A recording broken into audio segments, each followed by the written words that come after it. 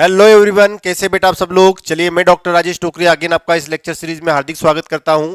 I hope कल का lecture आपको अच्छा लगा होगा, जिसमें हमने जेनेटिक कोड के बेसिक कंसेप्ट को हमने अंडरस्टैंड किया था।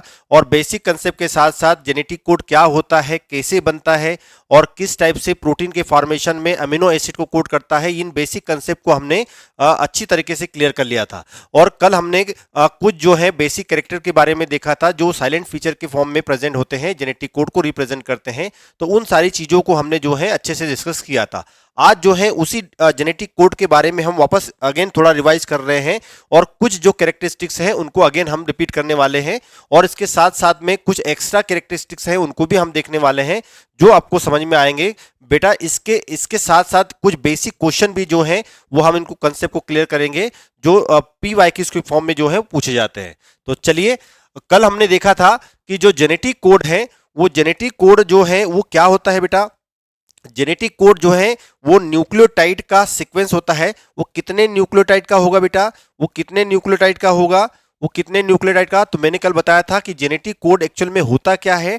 It's a sequence. ये क्या है बेटा, it's a sequence of 3 nucleotides, जिसको हम क्या कहेंगे, कोडोन कहेंगे। और इसको सबसे पहले आइडिया जो है जेनेटिक कोड का देने वाले कौन थे बेटा, जॉर्ज गेमो नाम के साइंटिस्ट थे। उन्होंने सबसे पहले ये आइडिया दिया था कि डीएनए से जब भी आरएनए बनता है, आरएनए से जब भी प्रोटीन बनता है, तो डीएनए में जो नाइट्रोजनस बेस की इंफॉर्मेशन होती है वो एमआरएनए में कोडोन के फॉर्म में प्रेजेंट होती है। और 3 नाइट्रोजनस बेस वाले न्यूक्लियोटाइड जो होते हैं, उनके 3 के कॉम्बिनेशन से एक कोडोन बनता है, और हर एक कोडोन से क्या बनता है, एक पर्टिकुलर अमाइनो एसिड होता है।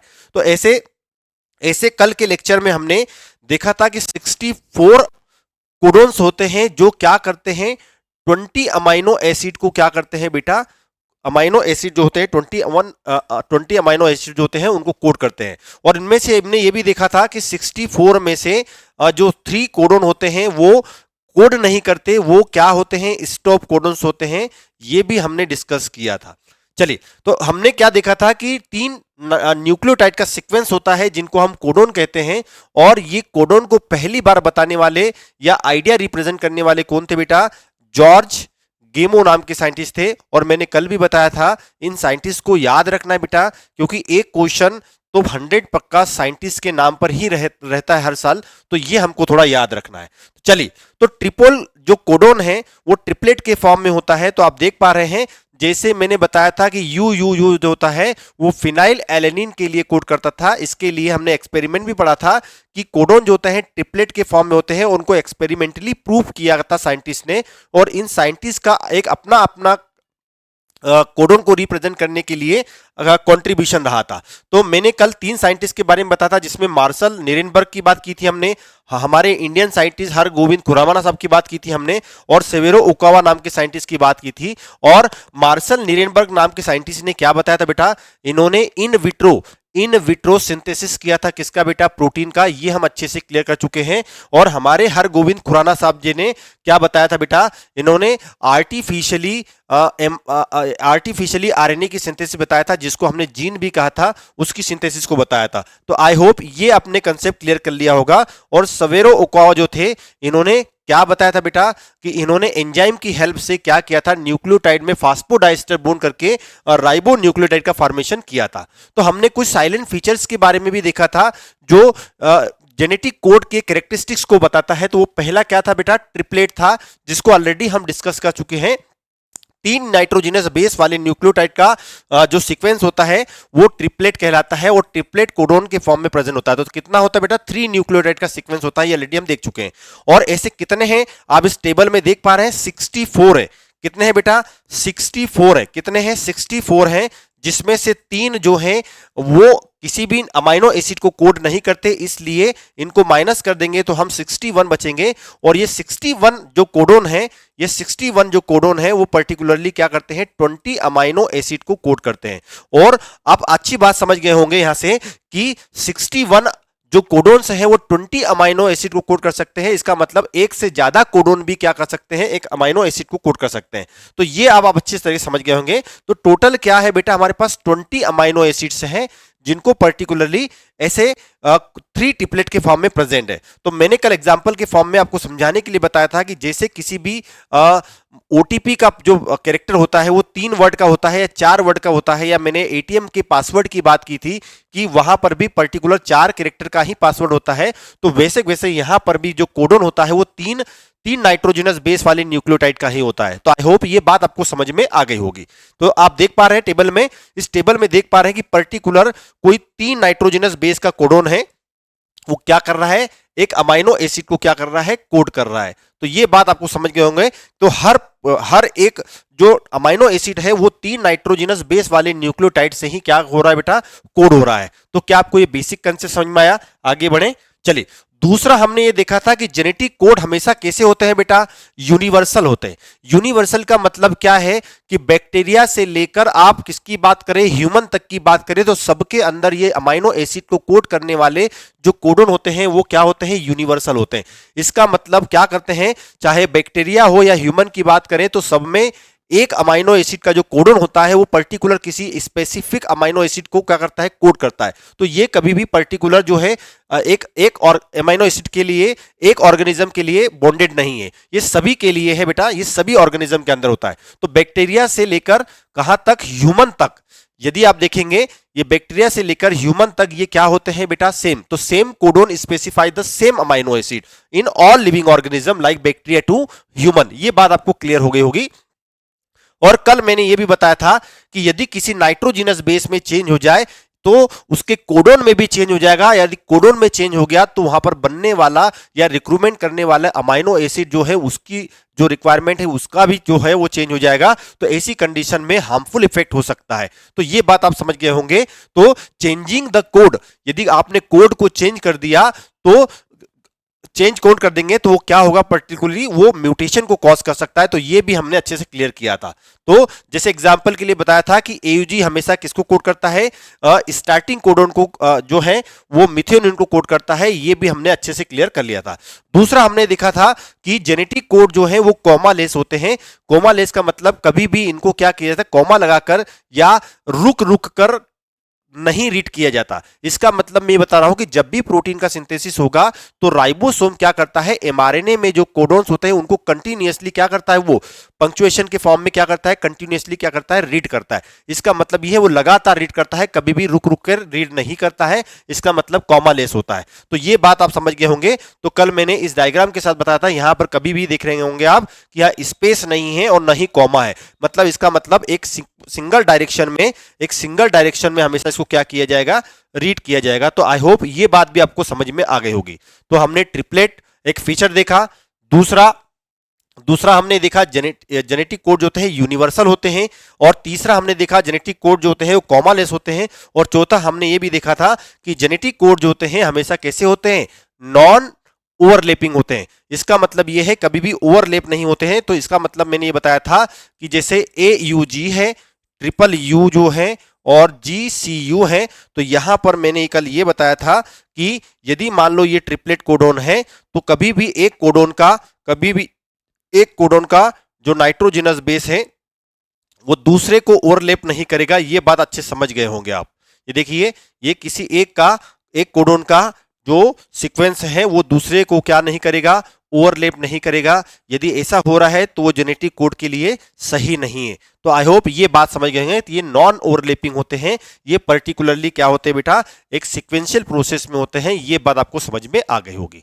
तो क्लियर हुआ। जो मेन कैरेक्टरिस्टिक्स हैं, जो साइलेंट फीचर्स हैं, उनके बारे में हम डिस्कस कर रहे हैं। तो यहां तक कल के लेक्चर में हमने देख लिया था। आज बात करते हैं 5th नंबर के। हम जेनेटिक कोड जो होते हैं बेटा वो कैसे होते हैं, डीजनरेट होते हैं।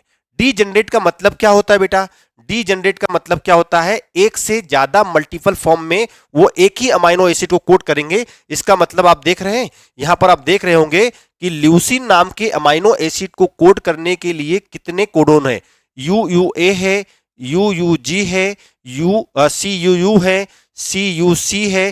तो इसका मतलब क्या है, इसका मतलब यह है कि एक से ज्यादा कोडोन है जिनके कारण क्या हो रहा है, पर्टिकुलर एक से ज्यादा है फिर भी वो कोड किसको कर रहे हैं, फिर भी वो कोड किसको कर रहे हैं, एक पर्टिकुलर अमाइनो एसिड को कर रहे हैं। तो ये बात आप समझ गए होंगे। तो इसका मतलब ये है कि सिंगल अमाइनो एसिड एक अमाइनो एसिड को कोड कर सकता है कौन, मोर देन वन कोडोन। तो आप देख रहे हैं ल्यूसीन को, यह टेबल में देखिए बेटा, टेबल में देखिए, इसके पहले मैंने टेबल बताई थी, इस टेबल में भी आप देख रहे होंगे तो ल्यूसीन को UUA भी कोड कर रहा है और ल्यूसीन को UUG भी कोड कर रहा है।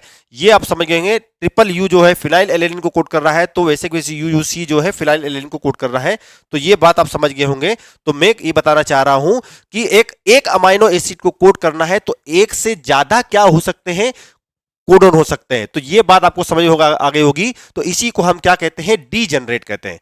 तो one amino acid is coded by more than one codon, इसी को क्या कहेंगे हम बेटा, डीजेनरेट कहेंगे।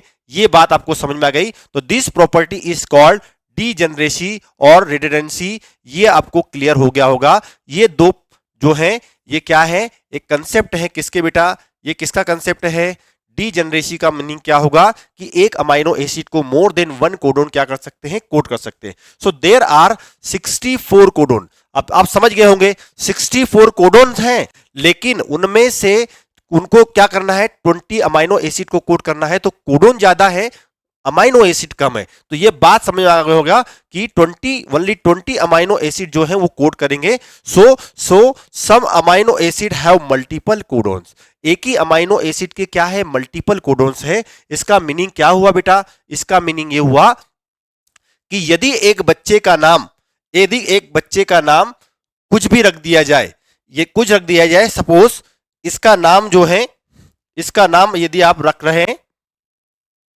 इसका नाम यदि आप राजेश रख रहे हैं, तो इसको आप राजू भी बोल सकते हो, इसको आप राज भी बोल सकते हो, इसको आप रा भी बोल सकते हो। ये डिपेंड करता है, पर्सन वही है लेकिन आप उसके मल्टीपल नाम है। तो मतलब यदि आप राजू बोलेंगे तो भी उसी पर्सन को कोड कर रहे हैं, और यदि आप राज बोल रहे हैं तो भी उसी पर्टिकुलर व्यक्ति की बात हो रही है, या उसका जो पर्टिकुलर जो नाम है यदि उसके बारे में बता रहे हैं तो ये भी क्या होगा, पर्टिकुलर उसी व्यक्ति के बारे में बता रहा है। इसका मतलब इनमें से किसी भी एक कोडोन के बारे में यदि आप बात करेंगे, किसी भी कोडोन के बारे में बात करेंगे, तो इसका मतलब आप क्या कर रहे हैं, वो एक ही अमाइनो एसिड के बात कर रहे हैं। तो आप देख रहे हैं सेरिन की बात कर रहे हैं, तो सेरिन के लिए भी क्या है, अलग अलग टाइप के क्या है, अलग अलग टाइप के क्या है, कोडोन है। और ये मल्टीपल कोडोन्स हैं जो किसी एक ही अमाइनो एसिड को क्या कर रहे हैं, कोड कर रहे हैं। तो आई होप ये बात आपको समझ में आ गई होगी। तो अब मैं क्या बता रहा हूं कि डीजेनरेट का मतलब क्या हुआ, डीजेनरेट का मतलब multiple codon can code for the same amino acid. Multiple codon can code for the same amino acid. क्या आपको एक कंसेप्ट समझ में आया, एक कंसेप्ट जो है वो क्लियर हुआ कि एक से ज्यादा कोडोन जो है वो एक अमाइनो एसिड को कोड कर सकते हैं, इसी को हम डीजेनरेट कहते हैं। तो क्या आपको ये बात समझ में आई। तो बेटा इससे फायदा क्या है, इससे फायदा क्या है, म्यूटेशन कम से कम होगा। म्यूटेशन क्या होगा, कम से कम होगा, ये बात आपको पता होना चाहिए। तो म्यूटेशन क्या होगा, कम से कम होगा, मतलब ये जो कोडोन है, ये कोडोन जो है वो कोडोन क्या करेंगे, यदि एक से ज्यादा है तो म्यूटेशन का चांस क्या हो जाएगा, प्रोटेक्शन अगेंस्ट द म्यूटेशन। ये बात आप समझ गए होंगे कि म्यूटेशन कब से कम होगा। देखिए UUA आया और गलती से मान लो UUG हो गया, मतलब मैं क्या बताना चाह रहा हूं कि UUA होना चाहिए था, और यदि गलती से वो चेंज हो जाए UUG हो जाए, तब भी वही अमाइनो एसिड होगा, और यहां पर भी वही, मतलब UUA भी कोड करेगा ल्यूसीन को, और यदि म्यूटेशन बाय किसी कारण से G हो गया तो वो भी तब भी अमाइनो एसिड सेम ही ल्यूसीन को कोड करेगा। तो इसका मतलब क्या हुआ कि एक अमाइनो एसिड को मोर देन वन जो कोडोन है वो क्या कर सकते हैं, कोड कर सकते हैं। तो क्या आपको कंसेप्ट क्लियर हुआ, क्या आपको कंसेप्ट क्लियर किया। तो भैया ये जो है ये डीजेनरेट वाली प्रॉपर्टी जो है आपको याद रखना है। ऑब्जेक्टिव में वो 4 ऑब्जेक्टिव के फॉर्म में दे सकता है, आपको सिलेक्ट 1 करना हो, सिलेक्ट 2 करना हो या सिलेक्ट 3 करना हो, तो हमको इन चीजों के बारे में पता होना चाहिए। लेकिन हमने कल टेबल देखा था, उस टेबल में कुछ ऐसे अमाइनो एसिड भी हैं जो पर्टिकुलरली बहुत से ज्यादा अमाइनो जो कोडन से होते हैं उनके द्वारा कोड नहीं होता। जैसे एग्जांपल के लिए इसी की बात करूं कि मैंने आपको अभी बताया कि एक अमाइनो एसिड को मोर देन 1 कोडोन्स क्या कर सकते हैं, कोड कर सकते हैं। लेकिन आप देखेंगे तो कुछ एक्सेप्शंस भी है बेटा। जैसे मिथियोनिन, मिथियोनिन को हमेशा कौन कोड करता है? ये स्टार्टिंग कोडॉन है। ये कौन है? Starting codon. हमेशा मिथियोनिन को कोड करेगा। मिथियोनिन को कोड करने वाला कौन है? AUG है। इसका कोई दूसरा अल्टरनेटिव कोडोन नहीं होता। तो ये क्या हो गया बेटा? एक्सेप्शन हो गया। देखिए बेटा, डीजनरेट में एक ही चीज याद रखना है, अमाइनो एसिड एक है तो उसको more than one amine codon जो है कोड करेंगे। लेकिन एक्सेप्शन क्या है? मिथियोनिन, इसको कोड करता है AUG, इसके अलावा कोई ऑप्शन नहीं है। दूसरा कौन है बेटा? दूसरा है ट्रिप्टोफेन। दूसरा कौन है? ट्रिप्टोफेन। और ट्रिप्टोफेन को कोड कौन करता है? UGG करता है। इसके अलावा दूसरा कोई ऑप्शन नहीं है। तो क्या आपको यह बात समझ में आई? क्या आपको यह बात समझ में आई? क्योंकि यहां पर क्या हो रहा है, यह एक्सेप्शन क्या बता रहा है कि एक अमाइनो एसिड के लिए केवल एक ही कोड है, जबकि डी जनरेट बता रहा है कि एक अमाइनो एसिड के लिए मोर देन वन कोडोन है। तो क्या आपको यह बेसिक बात समझ में आई? क्या आपको ये बेसिक बात समझ में आई? तो इसका मतलब क्या हुआ? इसका मतलब ये हुआ also has only one codon so it is not degenerate। यदि एक है, एक अमाइनो एसिड के लिए एक ही कोडोन है, तो वो डीजनरेट नहीं हुआ है। तो क्या आपको ये बात समझ में आई? तो डीजनरेट कहां मिलेगी आपको? 64 की टेबल में कई ऐसे सारे अमाइनो एसिड के कोडोन्स होते हैं जो मोर देन वन होते हैं। तो ये बात आप समझ गए होंगे। तो इस टेबल के अंदर आप देख रहे हैं, इस टेबल में आप देख रहे होंगे कि यहां पर ल्यूसीन को कोड करने वाले चार टाइप के अलग अलग क्या हैं? चार टाइप के अलग अलग क्या हैं? चार टाइप के अलग अलग कोडोन्स होते हैं। तो यहां पर आप देख रहे हैं सेरीन को कोड करने वाले अलग अलग अमाइनो एसिड के जो हैं वो सेरीन को कोड करने वाले अलग अलग टाइप के कोडोन्स हैं। तो इस टाइप से पूरी टेबल क्या रिप्रेजेंट कर रहे हैं? तो इसका मतलब क्या हुआ? वेयर डस डीजनरेसी अकर? ऐसा हुआ क्यों? तो आप देखिए बेटा, देखिए एग्जाम्पल के लिए मैं बता दूं आपको, हम देख रहे हैं ल्यूसिन के बारे में। तो यहां पर क्या लिखा हुआ है? CU जो है वो भी ल्यूसिन को कोड कर रहा है। CUC जो है वो भी ल्यूसिन को कोड कर रहा है। CUA जो है वो भी ल्यूसिन को कोड कर रहा है। CUG जो है, ये चारों मिलके किसको कोड कर रहे हैं बेटा? ल्यूसिन को कोड कर रहे हैं। तो चेंज कहां है? चेंज आप देखेंगे तो पहले दो न्यूक्लियोटाइड जो है वो सेम है। दो पहले न्यूक्लियोटाइड जो है वो सेम है। अंतर कहां पर है? अंतर कहां पर आ रहा है? अंतर कहां पर आ रहा है? अंतर आ रहा है कहां पर? लास्ट वाले में। थर्ड नंबर का जो न्यूक्लियोटाइड है वहां पर चेंज आ रहा है। तो डीजनरेसी का मेन कारण क्या है? थर्ड नंबर का न्यूक्लियोटाइड। थर्ड नंबर का न्यूक्लियोटाइड जो है वो डीजनरेसी को क्या कर रहा है बेटा? रिप्रेजेंट कर रहा है। तो देखिए AUG, GGG, उसके बाद आप देख रहे होंगे UUU, GGC। ये सपोज कीजिए कि मेरे पास एक सीक्वेंस है किसकी? नाइट्रोजिनस बेस की। किसकी है? नाइट्रोजिनस बेस की सीक्वेंस है। तो AUG कोड करता है किसको बेटा? AUG के आप देखेंगे तो AUG जो है कहां पर मिलेगा आपको? AUG जो है वो क्या कोड करता है? मिथियोनिन को कोड करता है। देखिए स्टार्टिंग कोडन को कौन कोड कर रहा है? मिथियोनिन। बात समझ में रहे? तो मिथियोनिन को कोड करता है कौन? AUG। तो AUG जो है, GGG जो है वो किसको कोड कर रहा है? आप यहां देख पा रहे हैं GGG कहां पर मिलेगा आपको? GG जो है वो क्या करेगा? यहां पर्टिकुलर जो है, ये यहां पर देखिए GG ट्रिपल जी कहां पर मिलेगा? ट्रिपल जी जो होगा ये है। ट्रिपल जी जो है वो ग्लाइसिन को कोड कर पा रहा है। ट्रिपल कोड को जो है वो कौन कर रहा है बेटा? ग्लाइसिन को कोड कर रहा है। तो ये अब आप समझ गए होंगे कि यहां पर ये आप देख पा रहे हैं ग्लाइसिन को ट्रिपल जी क्या कर रहा है बेटा? कोड कर रहा है। तो ऐसे कैसे ट्रिपल यू जो है वो फिनाइल एलेनिन को क्या कर रहा है? कोड कर रहा है। तो ये भी आप समझ गए होंगे। तो यहां पर ये मिथियोनिन की बात हो रही है। ये किसकी बात हो रही है? मिथियोनिन की बात हो रही है। यहां पर मिथियोनिन की बात हो रही है। यहां पर किसकी? ग्लाइसिन की बात हो रही है। यहां पर फिनाइल एलेनिन की बात हो रही है। और ट्रिपल सी जो है वो क्या कर रहा है बेटा? ट्रिपल सी जो है वो क्या कर रहा है? प्रोलीन को कोड कर रहा है। किसको कोड कर रहा है? प्रोलीन को कोड कर रहा है। तो ये भी बात आप समझ गए होंगे कि ट्रिपल सी जो है वो प्रोलीन को क्या कर रहा है? कोड कर रहा है। किसको कोड कर रहा है? प्रोलीन को। यदि मान लो इनमें क्या हो जाए? म्यूटेशन हो जाए। क्या हो जाए? म्यूटेशन हो जाए। क्या हो जाए? म्यूटेशन हो जाए। म्यूटेशन हो जाए। तो देखिए जी ट्रिपल जी है। ट्रिपल जी का मतलब क्या होगा?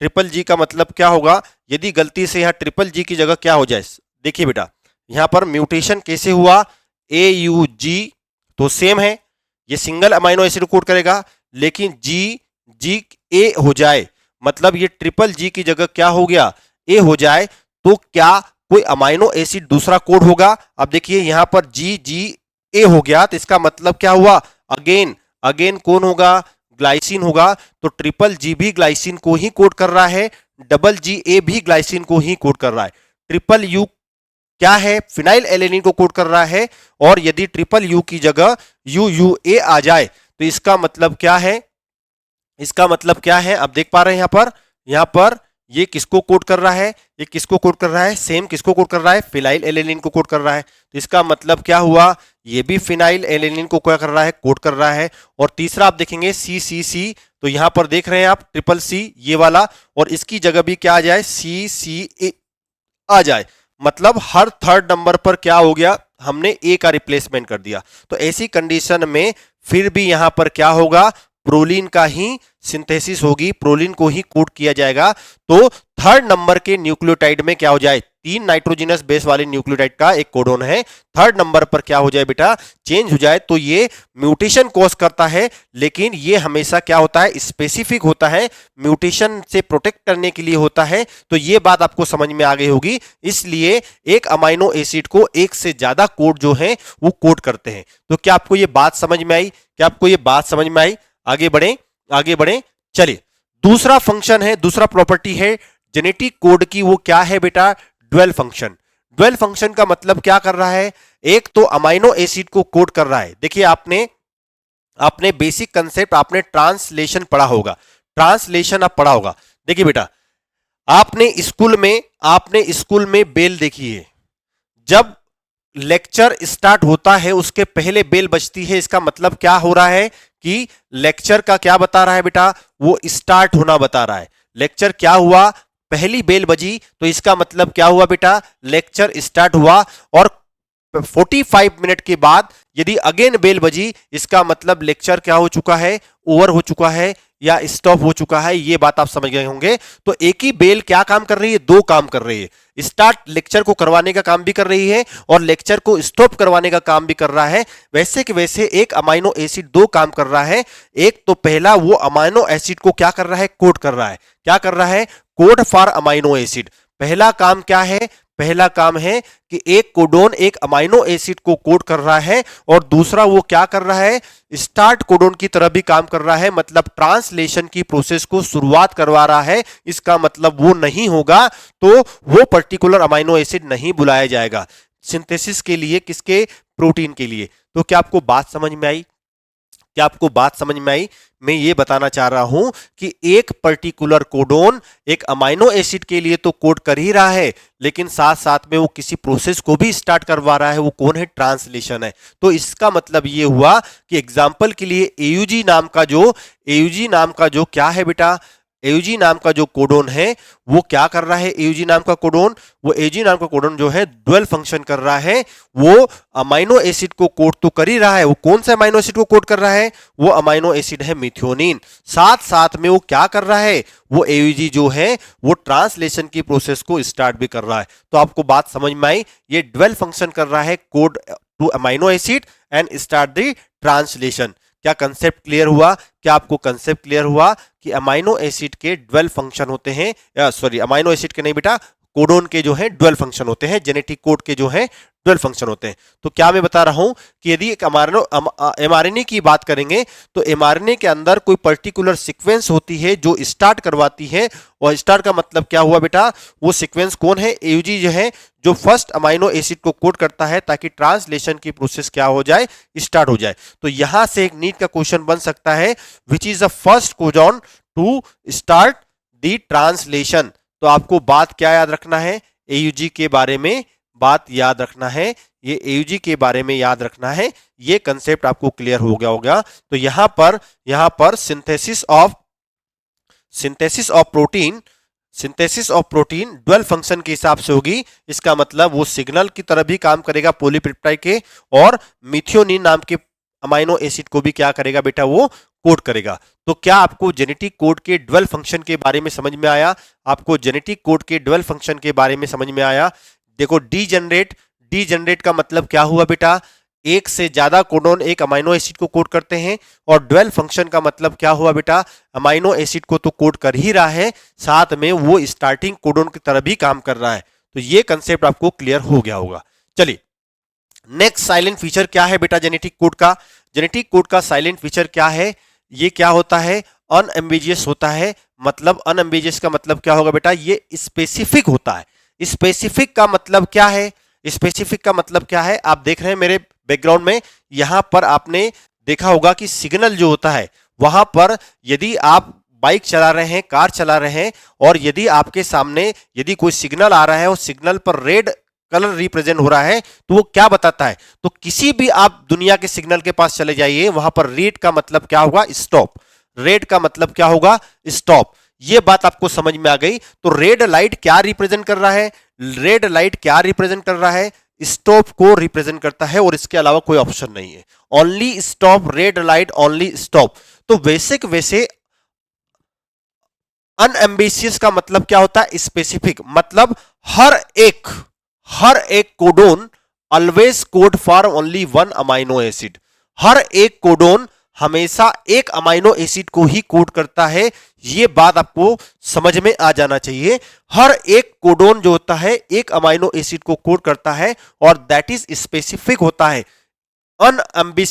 एम्बिजियस होता है। यह बात आपको याद होना चाहिए। तो क्या आपको कंसेप्ट क्लियर हुआ? इसका मतलब यह है कि it can not code for two different amino acid.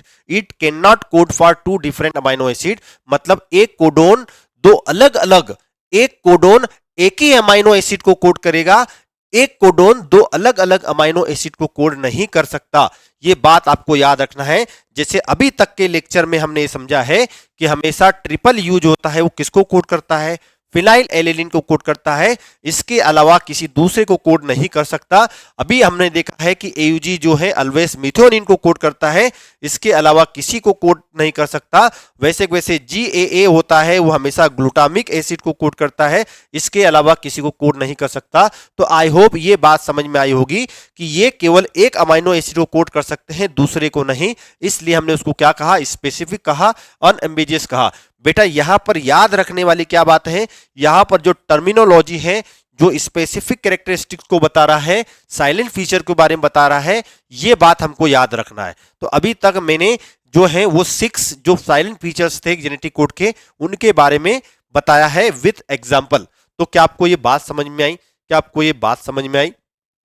देखिए, अभी तक जो हमारा जेनेटिक कोड वाला कंसेप्ट है वो क्लियर हो चुका है। हमने पूरे जेनेटिक कोड को स्टार्टिंग से बताया कि एक पर्टिकुलर नाइट्रोजन बेस होगा तो क्या होगा, 2 का पेयर होगा तो क्या होगा, 3 का पेयर बनेगा तो 64 कोडोन बनेंगे, और हर कोडोन जो है उसके लिए स्पेसिफिक अमाइनो एसिड को कोड करता है। इसी के अलावा हमने बहुत सारे उसके समथिंग 7 हमने जो है वो साइलेंट फीचर के बारे में देखा है। अब जो है जो हमने अभी तक डिस्कस किया है, क्या उसी के बेस पर क्या हम कुछ क्वेश्चन सॉल्व कर पा रहे हैं? तो चलिए समझते हैं। From the following identify the correct combination. आपको क्या सिलेक्ट करना है? करेक्ट कॉम्बिनेशन सिलेक्ट करना है। क्या? साइलेंट फीचर के बारे में बता रहा है बेटा। हमने अभी डिस्कस किया है किसके बारे में? वो जेनेटिक कोड के साइलेंट फीचर्स के बारे में बता रहा है, ये समझना है। क्या साइलेंट फीचर है? तो जेनेटिक कोड यूनिवर्सल होता है। जेनेटिक कोड यूनिवर्सल होता है तो ये सही है। जेनेटिक कोड कैसा होता है बेटा? जेनेटिक कोड कैसा होगा? जेनेटिक कोड कैसा होता है? यूनिवर्सल होता है तो ये सही ऑप्शन है। नॉन एम्बिजियस होता है, ये भी सही है, यह भी हमने देखा है। अब देख रहे हैं, अनएम्बिजियस होता है, नॉन एम्बिजियस होता है, ये भी बात सही है। ओवरलैपिंग होता है, ये बात सही नहीं है। ओवरलैपिंग नहीं होता बेटा, नॉन ओवरलैपिंग होता है। कैसा होता है? ओवरलैपिंग होता है या नॉन ओवरलैपिंग होता है, ये बात आपको याद रखना है। तो यदि ओवरलैपिंग आ रहा है तो ये हमारा ऑप्शन गलत हो गया। देखिए, चलिए, डीजनरेट मतलब एक से ज्यादा कोडोन एक अमीनो एसिड को कोड कर सकते हैं, तो ये भी सही है। इसका मतलब ओवरलैपिंग होता है, ये नहीं सही है। नॉन ओवरलैपिंग होना चाहिए, कॉमालेस होना है, ये भी सही है। तो हमारा ऑप्शन क्या हो गया? गलत हो गया। हमको सही करेक्ट कॉम्बिनेशन ढूंढना है। तो ये 2 तो सही है, थर्ड वाला गलत हो गया। यहां पर ये दो तो सही है, ये सेकंड वाला गलत हो गया। यहां पर देखिए यूनिवर्सल होता है, एमबीजीएस होता है, डी जनरेट होता है, तो ये एमबीजीएस नहीं होता, वो कैसा होता है, कैसा होता है, अनएम्बिजियस होता है, नॉन एम्बिजियस होता है।